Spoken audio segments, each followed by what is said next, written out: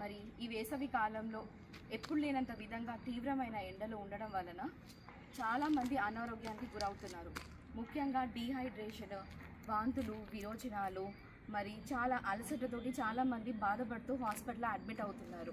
మరి ఈ సమయంలో జాగ్రత్తలు తీసుకోవాల్సినది చాలా తప్పని అవసరం ఉంది. కాబట్టి అందరూ నీళ్ళ పదార్థాలు రెగ్యులర్గా తీసుకుండడమే కాకుండా మధ్యాహ్నము 12 గంటల నుంచి 4 గంటల వరకు ఎవరు అతి అవసరం ఉంటే తప్ప బయటికి రావద్దని మేము తెలియజేస్తూ, మరి ఈరోజు నేను మా టీం అందరూ ముఖ్యంగా మన వికారాబాద్ టౌన్లో ఉన్న స్ట్రీట్ వెండర్స్, అంటే చిన్న చిన్న వ్యాపారాలు, బండి మీద చేసుకునే వాళ్ళు, కూరగాయలు అమ్ముకునే వాళ్ళు, పండ్లు, పూలు, చెప్పులు కుట్టేవాళ్ళు, ఇలా వాళ్ళందరూ మన ఎంత ఎండలు ఉన్నా కానీ నిర్లక్ష్యం చేస్తూ వాళ్ళ ఆరోగ్యాన్ని లెక్క చేయకుండా పొట్టకుట్టి కోసము పనిచేస్తూ ఉన్నారు.